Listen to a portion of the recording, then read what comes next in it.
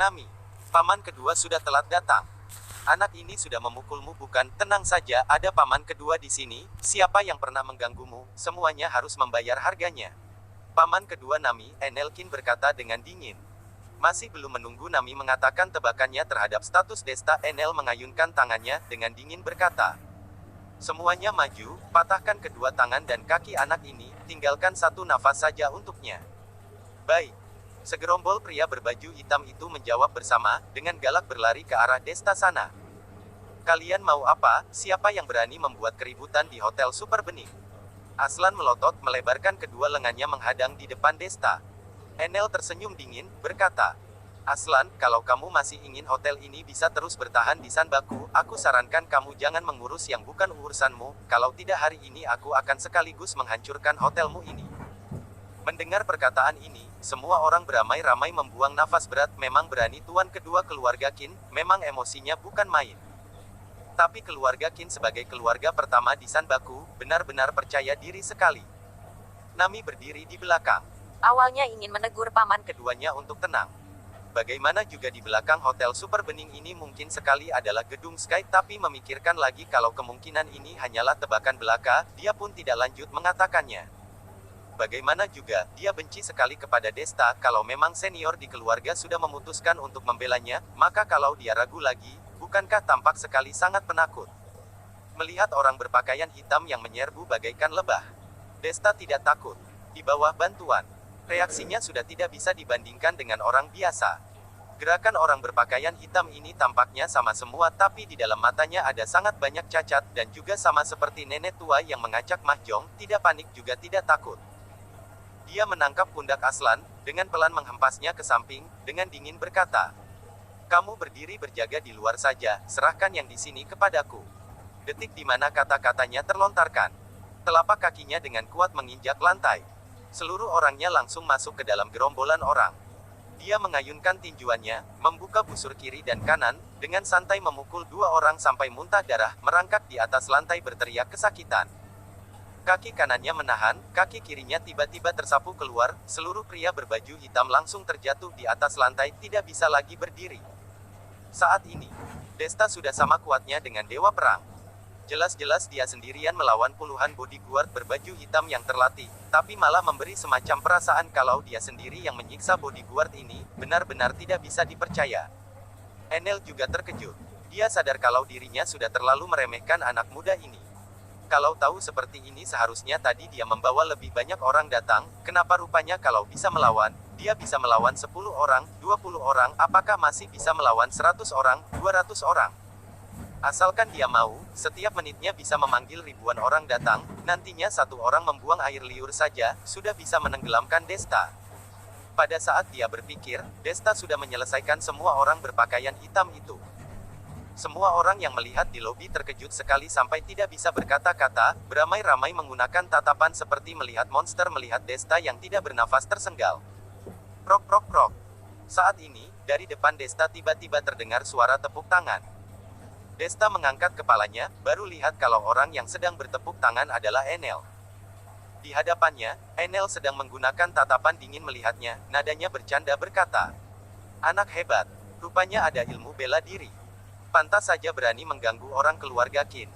Tapi kamu masih terlalu muda, kamu harus tahu, seni bela diri bukan tak terkalahkan, di dunia ini, ada sangat banyak hal yang bisa diselesaikan dengan seni bela dirimu ini.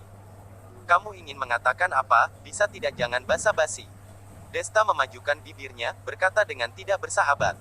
Orang ini banyak berbicara, hanya ingin merancang hal yang akan datang, tapi dia sudah tahu sampai ke akar-akarnya keluarga Qin, mau merancang bagaimanapun juga hanya bisa begitu.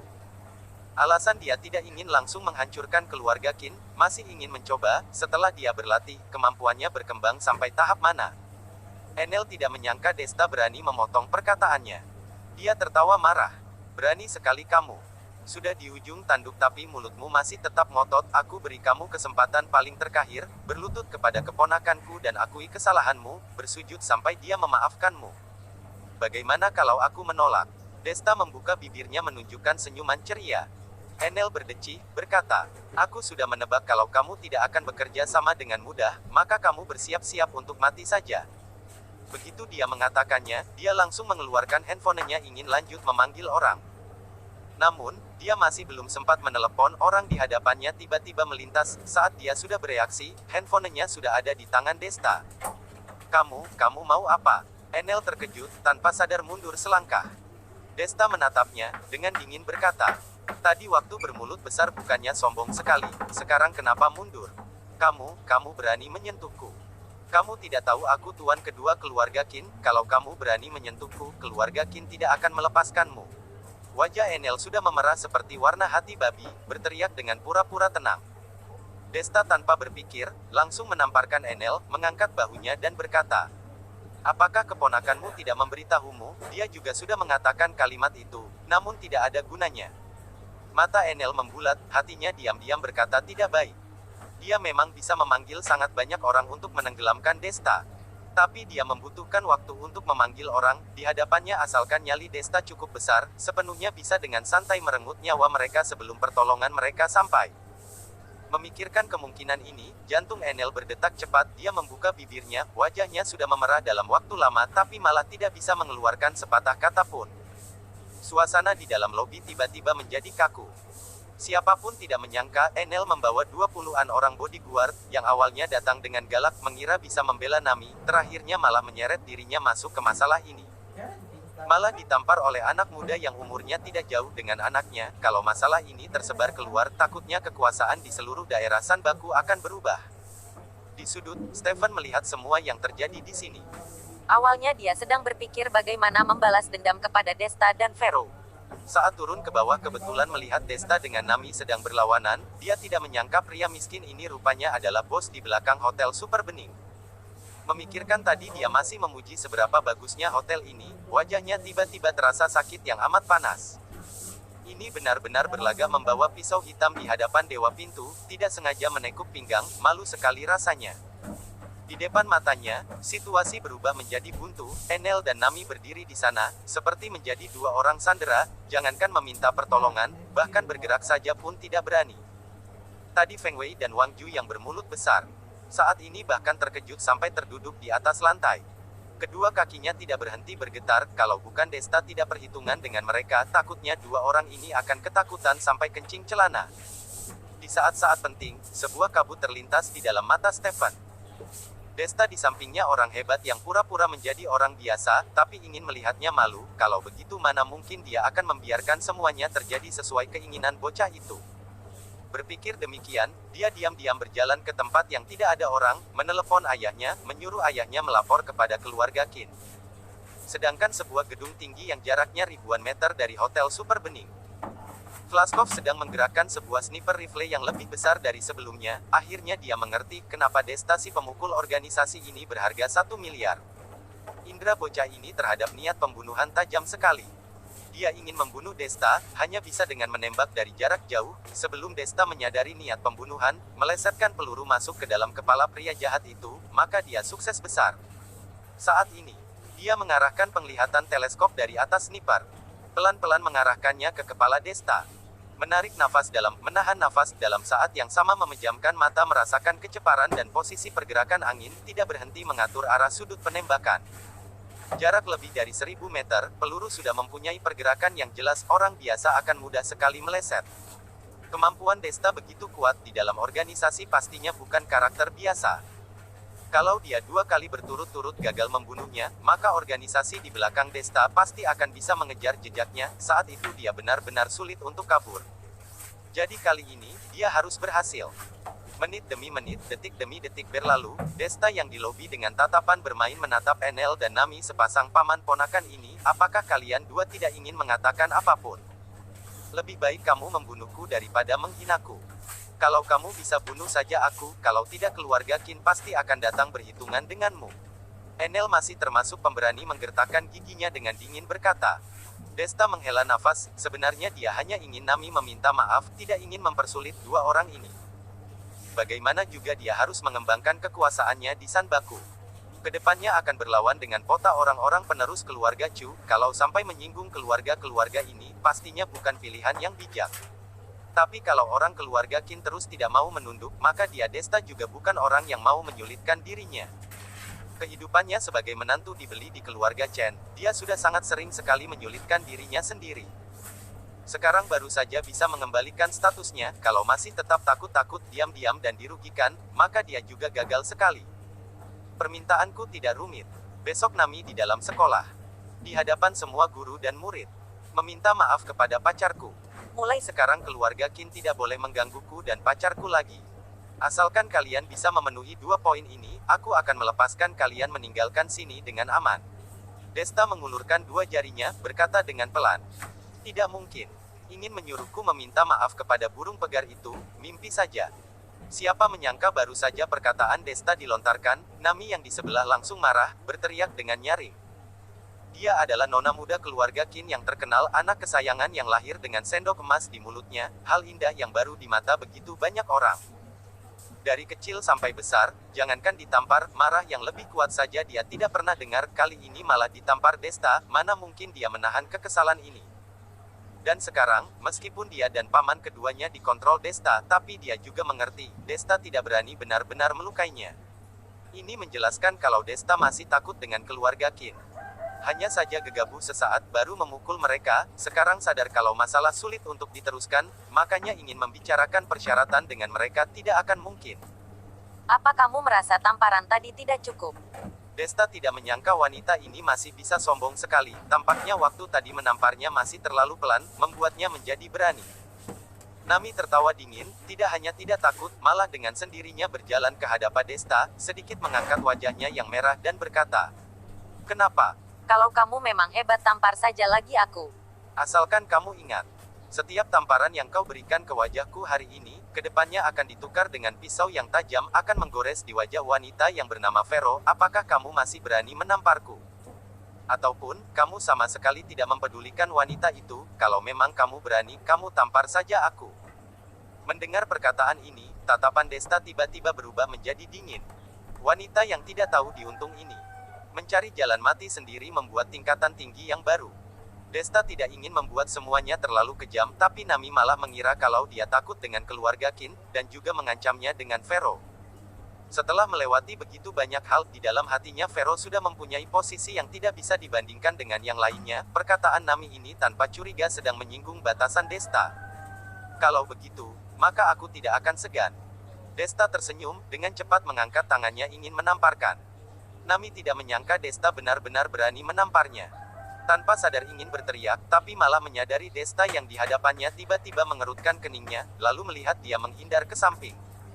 Detik selanjutnya, sebuah kekuatan yang amai besar datang dari luar hotel menyerbu lobi, menghantam bagian perutnya dengan kuat. Terdengar suara peng. Seluruh tubuh Nami seperti ditabrak oleh truk besar dengan cepat.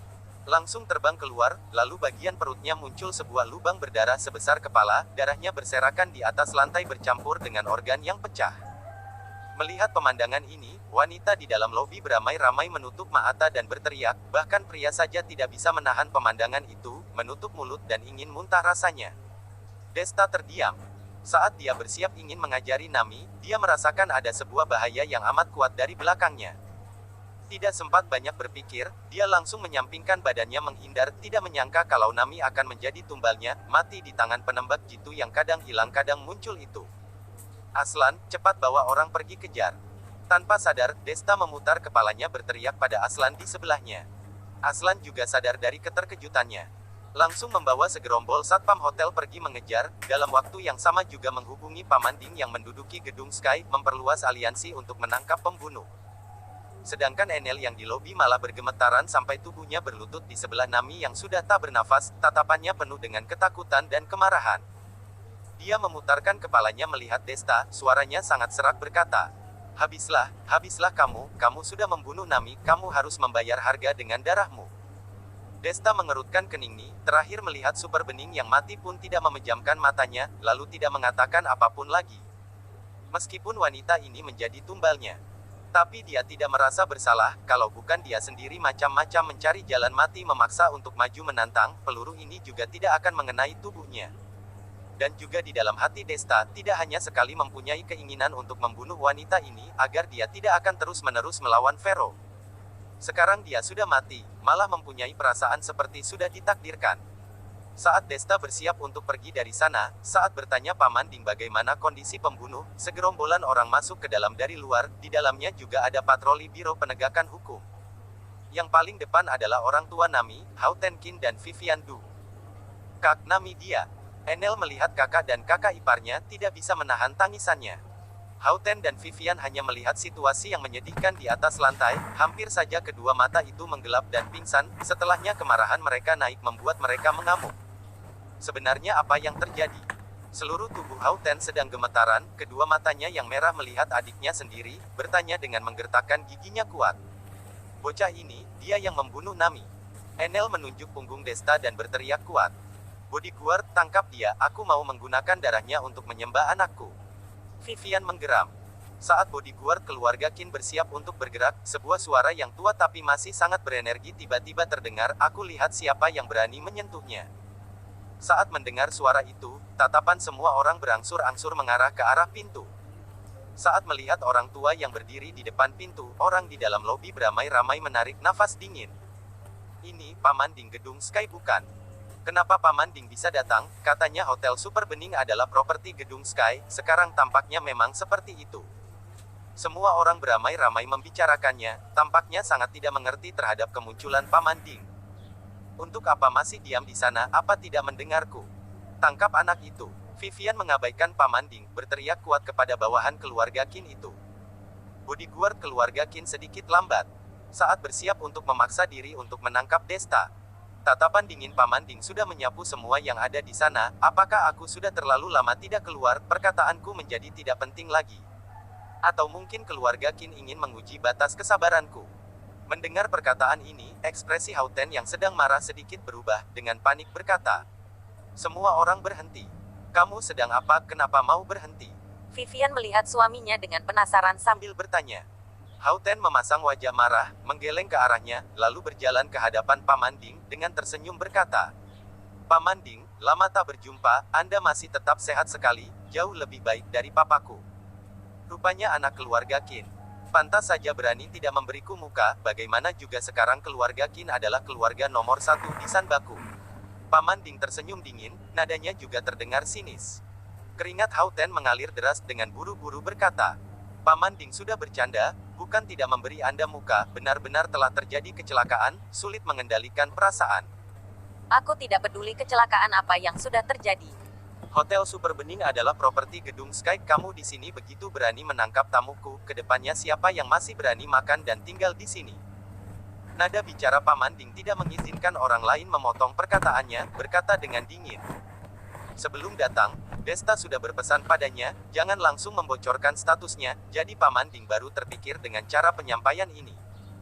Ekspresi wajah Hao Ten sedikit berubah, hatinya tiba-tiba sedih, saat ini juga tidak berani melawan dengan Paman Ding, lanjut menangkap Desta. Tak berdaya, dia hanya bisa menggertakkan giginya berkata, baiklah, aku langsung suruh orang pergi dari sini. Setelah mengatakannya, dia dengan tidak rela melambaikan tangannya kepada bodyguard di keluarga Qin, berkata, semua orang, tinggalkan hotel. Hao Ten, otakmu bermasalah ya. Pembunuh anak perempuanmu berdiri di hadapanmu. Kalau kamu tidak menangkapnya, bagaimana kamu bisa bertanggung jawab kepada anakmu? Vivian tidak menyangka suaminya sendiri akan berkompromi, tidak bisa menahan meneriak. Wanita tidak tahu apa-apa, diam. Hati Hao Ten yang sudah emosi, dikatai seperti itu oleh istrinya, menjadi lebih mengamuk. Tapi dia tidak menjelaskan apapun, hanya menyuruh bawahannya membawa mayat Nami, lalu meninggalkan Hotel Super Bening. Kemampuan gedung Sky mengerikan sekali, keluarga Qin yang sebagai keluarga nomor 1, tentunya akan mengerti lebih banyak. Orang biasa tidak akan tahu seberapa tinggi tingkat kesulitannya, saat ini mungkin masih ingin ribut, tapi Hao Ten, dia tidak mungkin berani menunggu semua orang keluarga Qin pergi. Aslan langsung menyuruh pelayan membersihkan jejak darah di atas lantai, dalam waktu yang sama menyuruh pengawas hotel pergi menenangkan emosi tamu yang melihat pemandangan berdarah malam ini. Sedangkan dia malah dengan Paman Ding ikut di belakang Desta masuk ke dalam lift. Melihat gambaran ini, tamu-tamu hotel itu diam-diam terkejut dan tidak berani mengatakannya, beramai-ramai mulai menebak status Desta sebenarnya. Mereka bukan orang bodoh. Tidak ada orang yang bisa mengganggu status Paman Ding di Sanbaku, sekarang dia malah ikut di belakang seorang anak muda, dan juga melihat sikap yang hormat itu, seperti keluar dari hatinya. cukup membuktikan kalau status Desta jauh lebih tinggi dari Paman Ding. Sebenarnya apa status anak ini? Apakah tuan muda suatu keluarga dari provinsi? Menebak kemungkinan ini, banyak sekali tamu mulai membahas menebak status Desta, juga seperti sayap yang dilebarkan tersebar. Di dalam kantor, Desta duduk di belakang meja kerja Paman Ding di samping berkata, Tuan muda kedua, pendekar keluarga Chu sudah menangkap pembunuh itu, total mengorbankan 5 orang nyawa pendekar, baru mendapatkan hasil. Aku sudah tahu, apakah sudah yakin kalau dia adalah pembunuh yang dibayar keluarga Chen dengan aliansi berkuasa lainnya? Tanya Desta lagi. Pembunuh sendiri juga tidak tahu, karena dia hanya mendapatkan pekerjaan ini dari internet, tapi menurut waktu, harusnya memang dia. Paman Ding terdiam sebentar, baru menjawab. Jadi masalah keluarga Qin kali ini, apakah kalian mempunyai pendapat? Tanya Desta lagi. Paman Ding bertatapan dengan Aslan, berkata, Tuan muda kedua, masalah kali ini adalah kecelakaan, asalkan aku pergi menjelaskan kepada kakek keluarga Qin, aku percaya keluarga Qin tidak akan berani macam-macam. Benar Tuan muda kedua, dan juga Nami yang duluan mempersulitmu, semua orang di hotel melihatnya, kita tidak akan rugi.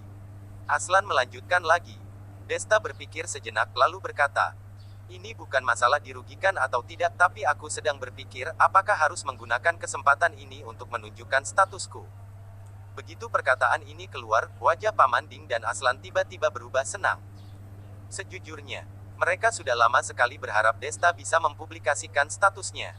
Mulai mengembangkan kekuasaannya dengan terang-terangan, hanya seperti ini dia baru bisa berkembang dengan cepat, baru bisa menonjol di persaingan antara pewaris.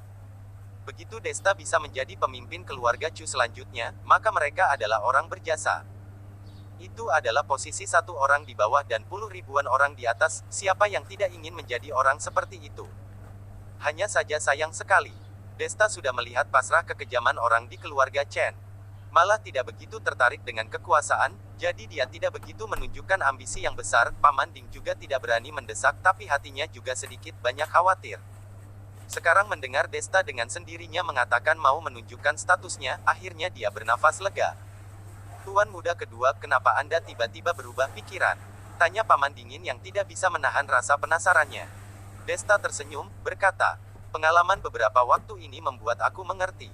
Terkadang bukan kamu merendah, maka masalah tidak akan datang dengan sendirinya, malah karena kamu merendah, orang-orang yang mencari masalahmu, semakin menjadi-jadi. Dan juga aku bilang aku tidak mempunyai maksud merebut kekuasaan anak keluarga Chu lainnya, apakah mereka percaya? Satu hari pun mereka tidak percaya, keberadaanku hanya akan membawakan ancaman untuk mereka, jadi cepat lambat mereka pasti akan melawanku.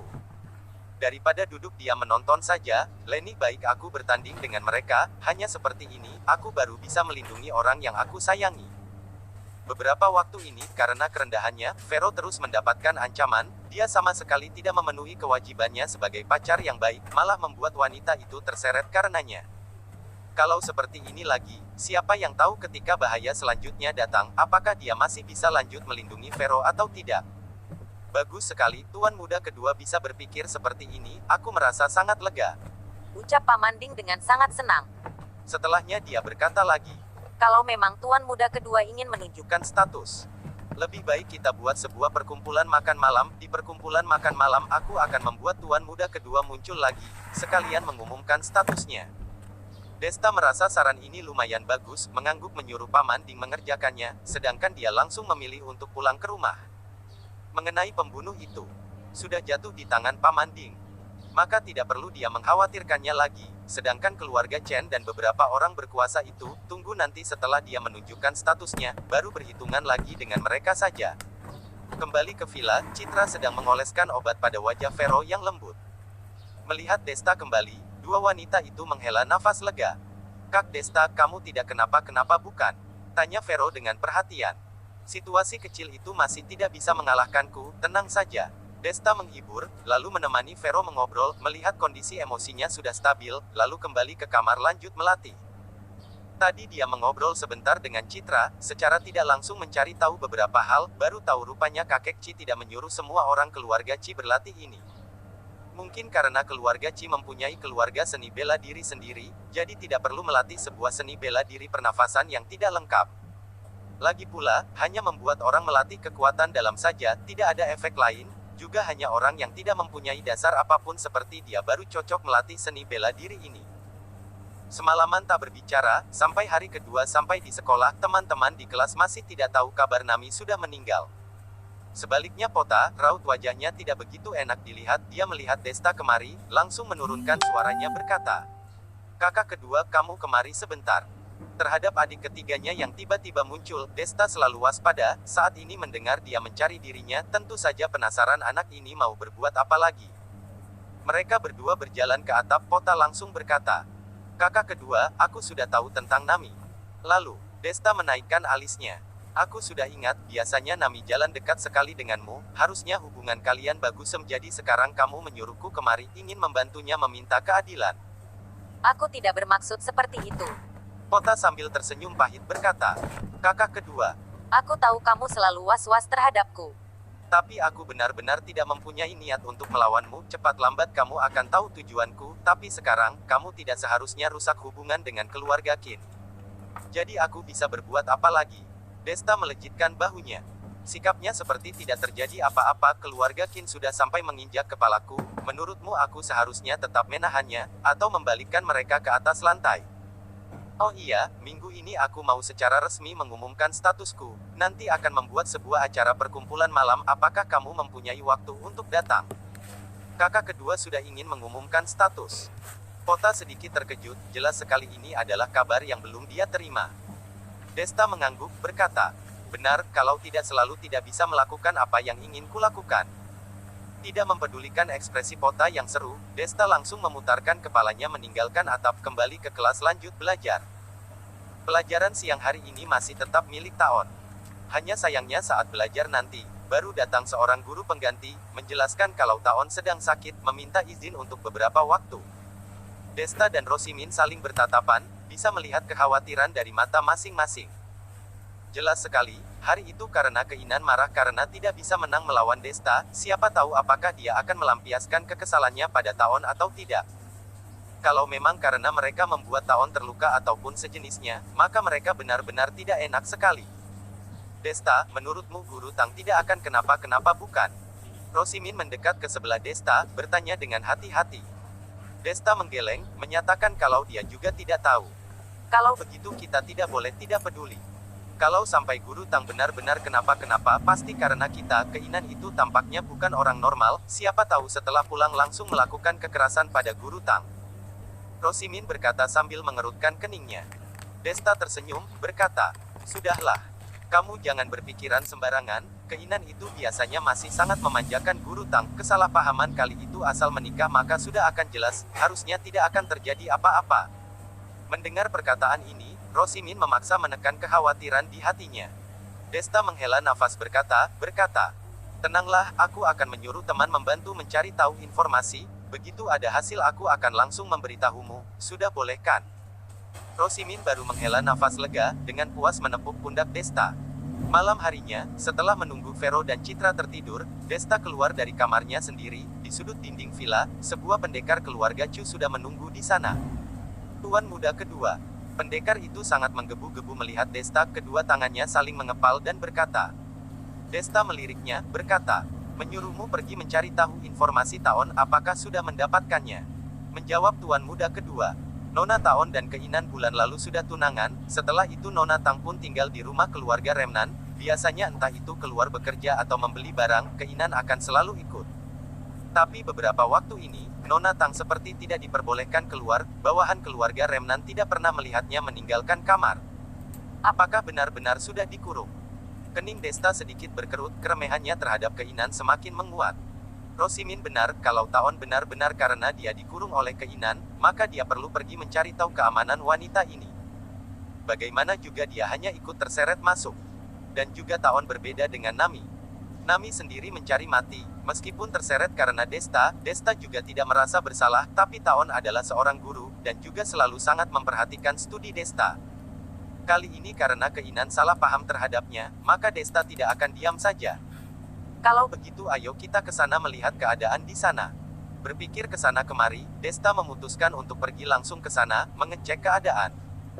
Kali ini dia ke sana, bukan mau melakukan hal besar apanya, dia hanya ingin melihat keadaannya saja, membuat dirinya tenang. Bagaimana juga biasanya melihat sikap Taon terhadap Keinan. Harusnya dia sangat tulis kepada pria. Kalau Keinan sembarangan mendapatkan kelemahan orang, takutnya benar-benar akan merusak hubungan mereka berdua. Kalau begitu benar-benar awalnya yang ingin membantu malah menjadi mengacau. Letak rumah keluarga Remnan ada di pegunungan dan perbukitan sebelah timur Sanbaku. Awalnya ini adalah daerah pegunungan yang belum berkembang, lalu pemimpin keluarga Remnan membelinya, mendirikan rumah bangsawan keluarga Remnan. Desta datang kemari, menyadari kalau udara di sini sejuk sekali, sangat cocok untuk kehidupan orang berlatih seni bela diri. Saat ini, rumah bangsawan yang ada di depan sudah gelap gulita, hanya ada sedikit cahaya lampu yang menyala. Itu adalah bawahan keluarga Remnan sedang berpatroli. Tuan muda kedua, aku sudah pernah datang ke tempat ini, Anda ikut denganku saja. Pendekar memberikan sebuah kain kepada Desta untuk menutup wajah, dengan pelan berkata. Desta mengangguk, dengan berhati-hati mengikut di belakang pendekar, menginjak dinding pelindung rumah bangsawan masuk ke dalam. Taon sebagai calon istri tuan muda keluarga Remnan, meskipun masih belum tinggal bersama dengan Keinan, tapi kamarnya tetap ada di posisi lantai utama di pertengahan rumah bangsawan. Saat Desta datang kemari, baru menyadari kalau lampu di kamar Taon masih menyala. Dia berencana pergi melihat keadaan Taon. Tiba-tiba karena lampu sebuah kamar di lantai utama menyala. Itu adalah kamar pemimpin keluarga Remnan, harusnya sudah semalam ini, orang yang sudah setua pemimpin keluarga Remnan harusnya cepat tidur. Desta sedikit penasaran, akhirnya dia memutuskan untuk pergi mencari tahu.